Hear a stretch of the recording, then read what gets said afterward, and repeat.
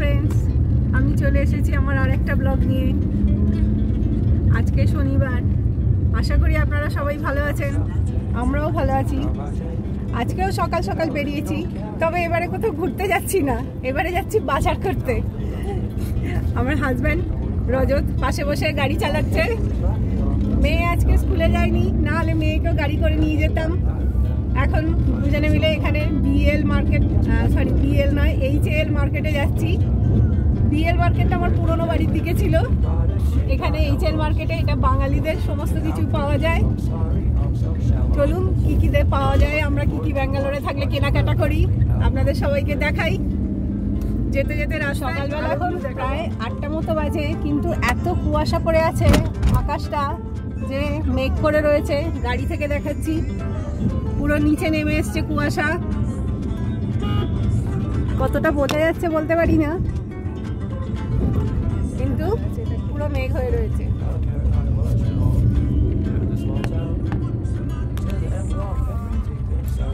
এখানে একটা খুব বড় ভেঙ্কটেশ্বরার মন্দির আছে, আমরা মাঝে মাঝে আসি, খুব ভালো লাগে। আমরা বিএল মার্কেটে যাচ্ছি বটে, কিন্তু আমাদের যাওয়ার পথে রাস্তায় কেয়ারপুরমের একটা বড় মার্কেট পড়ে, যেখানে সবজি, মাছ, মাংস সমস্ত কিছুই পড়ে, কিন্তু এটা বেশি হোলসেল বিক্রি হয় বলে আমরা খুব একটা এই মার্কেটে যাই না।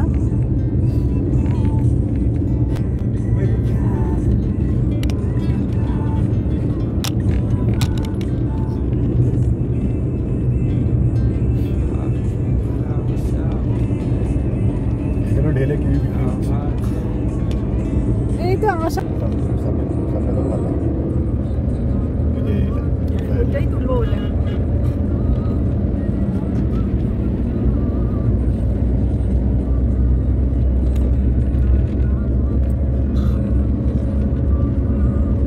এটা কেয়ারপুরম স্টেশনের উপরের ব্রিজ, নিচে দিয়ে রেল লাইন চলেছে, আমরা ব্রিজের উপর দিয়ে উপরে চলেছি মার্কেটের জন্য।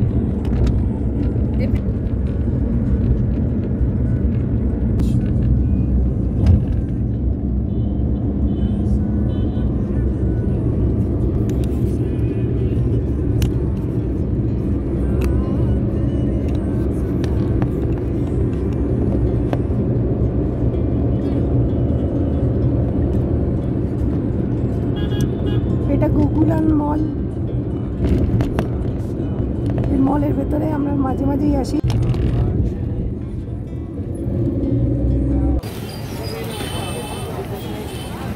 এটা মার্কেটের পিছনের রাস্তা, এখানে দিয়ে আমরা চলি।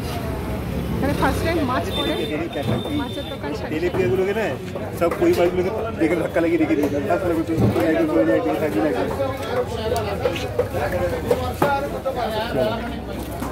এখানে একটা বাঙালি দোকান আছে, যেখানে সকালবেলা কচুরি, ভেজিটেবল চপ, মোচার চপ এসব পাওয়া যায়, তার সাথে বিভিন্ন গ্রোসারি জিনিসপত্রও পাওয়া যায়। আমরা এখান থেকে 2 প্লেট কচুরি নিয়ে খেয়েছিলাম। এখানে কলকাতার যাবতীয় জিনিস, খই, মুরগি, ঘি সমস্ত কিছু পাওয়া যায়। এই হেল মার্কেটের ভেতরেই এই দোকানটা আছে। এছাড়া বাইরে মাছের দোকানের অপোজিটে ফুটপাতে একজন বৃদ্ধ লোকও বিক্রি করেন, তার কাছেও কলকাতার ডাল টাল সমস্ত কিছু পেয়ে যাবেন। আমরা পিঠে বানাবার সিদ্ধ চালটা নিয়েছিলাম এখান থেকেই। আজকে আমি বানাচ্ছি লাল মাছ। লাল মাছ বানাবার জন্য চাই মাটন। মাটনকে ছোট ছোট পিস করে কেটে নেওয়া। একটু আগেই বাজারে গেছিলাম, বাজার থেকেই মাটন নিয়ে এসেছি আমি। আজকে আমি করছি রাজস্থানি রেসিপি। এটা রাজস্থানের একটি বিখ্যাত ডিশ, এটা লাল মাছ। এটা অ্যাকচুয়ালি আগের দিনে করতো রাজস্থানীরা, এরা এটাকে শিকারি মাছও বলে। যখন আগে শিকারে যেত, তখন ওরা শিকার করার পরে যে হরিণ বা ছাগল যা পেত, সেটাকে ওরা এই প্রসেসে বানিয়ে খেত। এই প্রসেসটা বানানো খুব সোজা, এতে বেশি মশলাপত্র লাগে না। যেহেতু শিকার করতে যেয়ে কিন্তু নিত ওরা, তো সেই জন্য বেশি মশলা ওরা সঙ্গে ক্যারি করতে পারতো না। পরবর্তীকালে যখন মানুষ ঘরে এটা বানাতে শুরু করে, সে সময় কিছু কিছু মশলার অ্যাডিশন হয়। এটাকে আমি প্রথমেই আদা রসুনের পেস্ট দিয়ে ম্যারিনেট করে রাখবো। 2-3 ঘন্টা ম্যারিনেট করতে পারলে ভালো হয়, কিন্তু আমার কাছে 2-3 ঘন্টার সময় নেই, আমি 1 থেকে 1.5 ঘন্টাই ম্যারিনেট করে রাখবো। ম্যারিনেশনের সময় আদা রসুনের পেস্টে আদার থেকে রসুনের পরিমাণটা বেশি দিতে হবে। অলমোস্ট রসুন প্রায় 70 আর 30% আদা।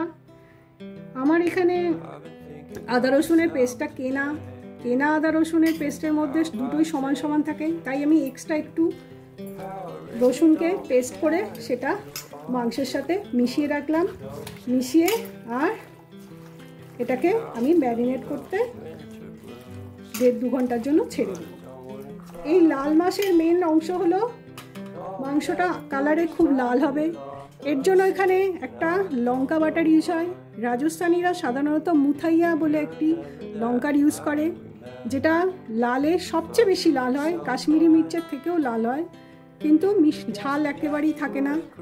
কিন্তু এখন আমার পক্ষে তো ওটা জোগাড় করা সম্ভব নয়, তাই আমি ঘরের যে শুকনো ড্রাই লঙ্কা আছে সেগুলো বীজটাকে বার করে গরম জলে ভিজিয়ে দিয়েছি। এটাকে আমি পেস্ট করে নেব, এটাতেই আমার আপাতত কাজ চালিয়ে নেব। এখন আমি এই লঙ্কাটাকে ভিজিয়ে রাখলাম আর মাংসটাকে ম্যারিনেট করে রাখলাম। এরপরে 1.5 ঘন্টা বাদে আমি প্রিপারেশানের জন্য আসবো। ততক্ষণ আমি ঘরের আমার আরও আদার্স যেসব কাজ করি কর্মগুলো করে ফেলি। আমি বাজার করে এসেছি, সমস্ত বাজারপত্র তোলা, স্নান করা, এই সমস্ত কাজগুলো করে নিই। এটা ততক্ষণ আমার রেস্টে থাকুক। বাজার থেকে আমি আজকে কাটা পোনা মাছ এনেছি, বড় সাইজের মাছকে পিস করা আর ভালো গোটা পার্শে মাছ, আর তার সাথে ছোট ছোট পোনা মাছ নিয়ে এসেছি। আমরা এক সপ্তাহের মাছ একসাথেই বাজার করি, তাই অনেক রকমের মাছ একই সাথে নিয়ে আসি। সেগুলোকে কেটে ধুয়ে নুন হলুদ মাখিয়ে আমি ফ্রিজে রেখে দিই। পরের সপ্তাহে পরিমাণ মতো যেমন লাগে সেরকম আমি ফ্রিজ থেকে বার করে সেদিনের মতো রান্না করে নিই। এতে আমার সময়ের অনেকটা সাশ্রয় হয়ে যায়। সকালবেলা স্নান সেরে পুজো করে আমি মাংস রান্নায় এসে গেলাম। গ্যাসের ওপর কুকার চড়িয়ে তাতে আমি এই রান্নাটা ঘি দিয়ে করতে হবে, তাই আমি 4 চামচ মতো ঘি ঢেলে দিলাম প্রথমেই। তারপর এতে কিছু ফোড়ন দিলাম, দারচিনি, এলাচ, লং। একেও রান্নায় বেশি মশলা প্রয়োজন পড়ে না। ফোড়ন আমার গরম হলেই আমি এতে স্লাইস করে কেটে রাখা 4টে মতো পেঁয়াজ দিয়ে দিলাম। সেগুলোকে খুব ভালো করে নেড়ে লাল লাল করে আমি ভেজে নিয়েছিলাম। আমার পেঁয়াজ ভাজা হয়ে যাবার পর আমি তার মধ্যে মাটনটাকে ঢেলে দিলাম, দিয়ে ভালো করে কষতে থাকলাম আর অন্যদিকের অন্যান্য কাজগুলো করতে থাকলাম। মাটনটাকে পেঁয়াজ আর ফোড়নের সঙ্গে ভালো করে মিশিয়ে নিলাম। কুকারের ঢাকনা দিয়ে আস্তে আস্তে ধীরে ধীরে ভালো করে আমি রান্না হতে দিলাম। আজকে আমি বাজার থেকে কি বাজার করে আনলাম তাই দেখাই। এখানে 250 গ্রাম করে 2 প্যাকেট মুড়ি। রাত্রিবেলা পিঠে বানাবো বলে সেদ্ধ চালের গুঁড়ি 4 প্যাকেট ছোট ছোট 250 গ্রাম করে। এখানে একটা রাঁধুনি, ঝুরি ভাজা কলকাতার, বাদাম ভাজা, এখানে নলিন গুড়ের পাটালি, আর তার সাথে সবজি কলকাতারই একটা বড় সাইজের বেগুন নিয়ে এসেছি, পেঁয়াজ কলি, এখানে আলু, পেঁয়াজ আর রসুন একসাথে প্যাকেটের মধ্যে এক জায়গায় রাখা। শীতকালে ছোট আলু দিয়ে বিভিন্ন তরকারি করতে, আলুর দম, শিম আলুর তরকারি এসব খেতে খুব ভালো লাগে, এই জন্য ছোট আলু দুটো 1 কিলো করে নিয়েছি। এখানে 1 কেজি মটরশুঁটি, 250 গ্রাম লঙ্কা, চিচিঙে, লৌকি, একটা কলকাতার লাউ, লম্বা লম্বা দিল্লির গাজর, বিট, করলা, লেবু, এগুলো আমলকি নিয়েছি। শীতকালে আমলকি শরীরের জন্য খুবই প্রয়োজনীয়, অনেক অ্যান্টিবায়োটিকের কাজ করে। পেঁপে, আদা, একটা ফুলকপি, ঢেঁড়স, চওড়া চওড়া শিম, এদিকে 2-3 রকমের শাক, মেথি শাক, ধনে পাতা, কারি পাতা, পালং শাক, এই আমার সবজি আর সমস্ত কিছু নিয়ে এসেছি। আর তার সাথে মাছ আর মাংস আগেই দেখিয়েছি। অন্যদিকে মাংসটা বেশ ভালো রকম কষানো হয়ে গেছে। এই স্টেজে আমি নুন দিয়ে দিলাম। নুন দিয়ে আবার এটাকে কষাতে থাকবো আর তার সাথে অন্যান্য কাজকর্ম করে নেব। সপ্তাহের অন্য দিনে রান্নার সুবিধার জন্য আমি সমস্ত শাক পাতাকে কেটে কুটে রাখি। এখানে কারি পাতাকে ছাড়িয়ে একটা ডিবে করে রেখে দিলাম। তার সাথে পালং শাক এনেছিলাম, সেটাকেও কেটে বেছে রেখে দিলাম। ধনে পাতাকেও কেটে রাখলাম। পরের দিন আমাদের বেশিরভাগ সময় রবিবার ধনে পাতার জুস খাই। অন্যদিকে আমার মাংসটা কষানো হয়ে গেছে। মাংস থেকে প্রচণ্ড ধোঁয়া উঠছে বলে পরিষ্কার বোঝানো যাচ্ছে না, ক্যামেরাটা ধোঁয়া ধোঁয়া হয়ে গেছে। এর মধ্যে আমি যে সেই লঙ্কা বাটাটা বেটে রেখেছিলাম সেটাকে আমি ভালো করে মিশিয়ে দিলাম।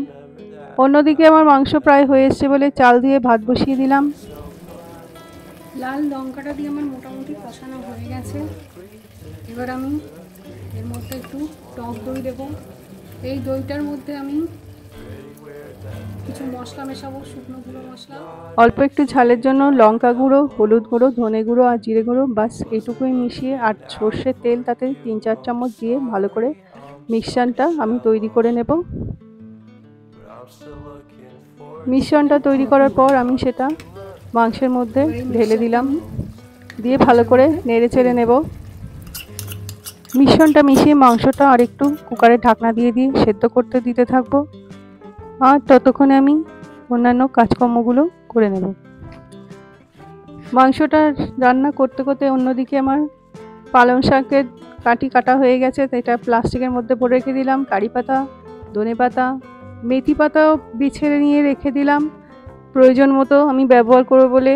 সারা সপ্তাহ যেন 1 কেজি মটরশুঁটি এনেছিলাম, সেটাও আমার হাজব্যান্ডকে বললাম তুমি একটু ছাড়িয়ে দাও, আমি সময় পাচ্ছি না।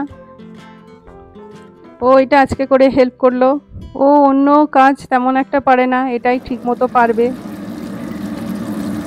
সেটা দেখুন কি সুন্দর লাল কালার হয়েছে। এটা এইভাবে কড়াতে বা কুকারে সেদ্ধ করা যায়, কিন্তু সেক্ষেত্রে অনেকটা সময় লাগবে। আজকালকার বাজারে মানুষের হাতে এত সময় নেই বসে বসে তাকে করার।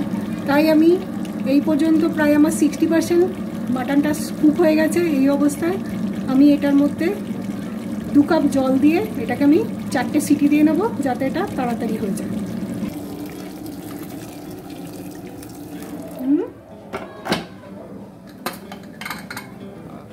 এবার কুকারের ঢাকনা বন্ধ করে এটাকে দমে বসিয়ে দিলাম। 4টে আমি সিটি দিয়ে তারপর আসছি। আমাদের লাল এটা হয়ে গেছে, দেখুন রংটা কি সুন্দর লাল টুকটুক করছে একদম। এবার আমার সব টেস্টাররা দেখে টেস্ট করে বলবে কেমন হয়েছে, রিয়াকশনটা জানা দরকার। খুব গরম সবে হয়েছে, একটু গরম তো হবেই। খেয়ে দেখো তবু কেমন লাগে। দাঁড়া এক এক করে রিয়াকশন। তোর বাবার দিকে এখন ক্যামেরা ফোকাস আছে। তোর বাবা আমি জানি না লাল মাছ খেতে কিরকম হয়, সঞ্চালি দেবো কি না?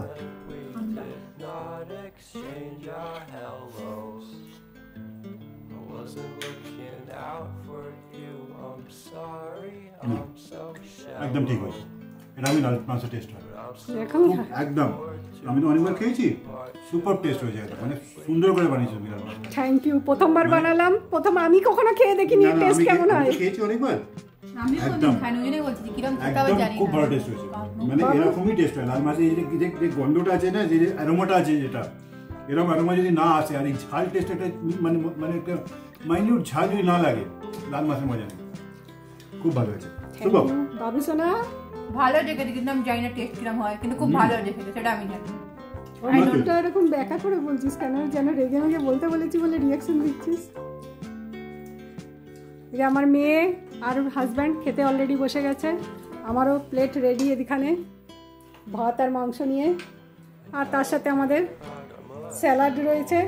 আর এটা আমি বানিয়েছি, এটা রায়তা রয়েছে, এটা আমার মেয়ে বানিয়েছে। আর ওদিকে স্যালাড কেটে নিয়েছি। এবার আমিও খেতে বসতে চললাম। পরে আবার আর একটা তরকারি পিঠে বানাবো ফুলকপি আলু দিয়ে। তরকারি পিঠে বানাবার জন্য আমি প্রথমে একটা ফ্রাইং প্যান বসিয়ে তাতে সর্ষের তেল দিলাম, আর তার সাথে তাতে শুকনো লঙ্কা আর পাঁচফোড়ন দিয়ে দিলাম।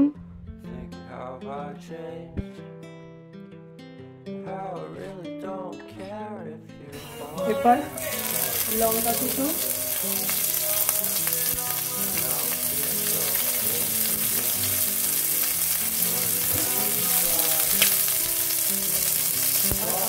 লঙ্কা দিয়ে একটুখানি নাড়িয়ে দিলাম, কাঁচা ভাবটা চলে যায়।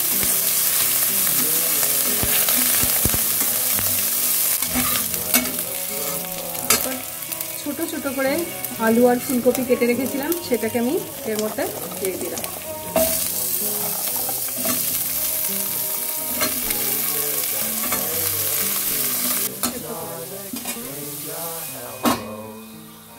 অন্যদিকে দুধ পুলি বানাবার জন্য দুধটাকে ভালো করে গরম করে আমি ক্ষীর বানাতে দিয়ে দিলাম, আর এক সাইড দিয়ে আমি ফুলকপি আলুটাকে নাড়তে থাকলাম।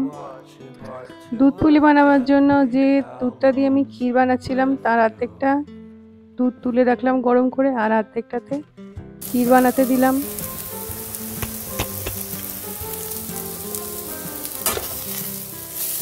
আমার তরকারিটা পুরো হয়ে গেছে শুকনো শুকনো, এটাকে এবার আমি নামিয়ে নিই। আমার দু রকম পিঠে বানাবার জন্য তরকারি আর ক্ষীর বানানো হয়ে গেছে। এবার আমি পিঠে বানাবার জন্য চালটাকে মেখে নেব। এর জন্য আমি ফ্রাইং প্যানে জল গরম করে নিলাম, সেটা এই গরম জলে একটু নুন দিয়ে দিলাম। তারপর এই গরম জলটাকে আস্তে আস্তে চালের গুঁড়োর মধ্যে ঢেলে গরম অবস্থায় চামচ দিয়ে আস্তে আস্তে মাখাতে থাকবো। তারপর আমি হাত দিয়ে ভালো করে এটাকে মাখিয়ে নেব, তারপর পিঠের শেপ দিতে থাকবো। হাতের মধ্যে অল্প করে গুঁড়ি মাখাটা নিয়ে সেটাকে গোল করে তারপর একটা খোল মতো বানিয়ে নেব। সেই খোলের মধ্যে অল্প অল্প করে তরকারিটা দিয়ে পুর দেব, আর যখন ক্ষীরের বানাবো দুধ পুলি বানাবার জন্য তখন ক্ষীরটা ভেতরে পুর দিয়ে দেব। বেশি করে তরকারি দিলে হবে না, তাহলে পিঠেগুলো ফেটে যেতে পারে। দেখুন আমি কীরকমভাবে বানালাম, এই প্রসেসে এটাকে বানিয়ে নিই।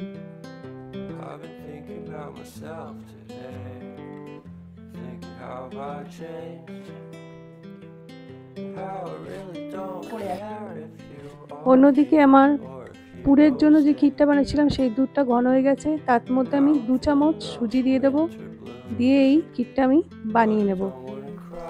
একটা মোমো মেকারের মধ্যে আমি সমস্ত বানানো তরকারি পিঠেগুলো দিয়ে দিলাম, এটাকে এবার আমি স্টিমে বসাবো। ক্ষীরের পুরটা এরকম ঘন হয়েছিল, সেগুলো দিয়ে এই পিঠেগুলো বানিয়েছি। যেমনভাবে তরকারি পুর ভরে করেছিলাম সেই সেম প্রসেসে ক্ষীরের পুরগুলো। আমি খেলাম ভাই, মেয়েকে দিওনি, আমি খাচ্ছি, খুব ভালো হয়েছে গো। খিদে পেয়েছিল, তাড়াতাড়ি করে খেয়ে নিয়েছি, একটা করে বানিয়ে। মস্ত একদম। এই পলি পিঠে গুড় দিয়ে, বিশেষ করে নলেন গুড় লিকুইড দিয়ে খেতে অসাধারণ লাগে। এদিকে আমি দুধ পুলিটাও করে নিয়েছি। মিষ্টি বানানো পিঠেগুলোকে ঘন দুধের মধ্যে দিয়ে আর তাতে নলেন গুড় দিয়ে ফুটতে দিয়ে দিলাম। পুলি রেডি, আমার দুধ পুলি তৈরি হয়ে গেছে। খেতে বেশি ভালো লাগে ততক্ষণে, তখন ক্ষীরটা ভালো জমে যায়। তোমার স্বামী গরমে হুস হুস করছে।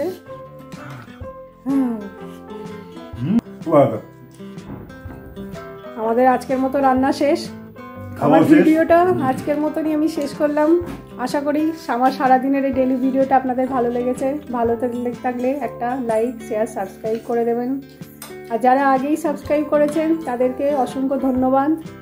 আশা করি আপনারা সবাই ভালো থাকবেন, সুস্থ থাকবেন। নমস্কার, গুড নাইট।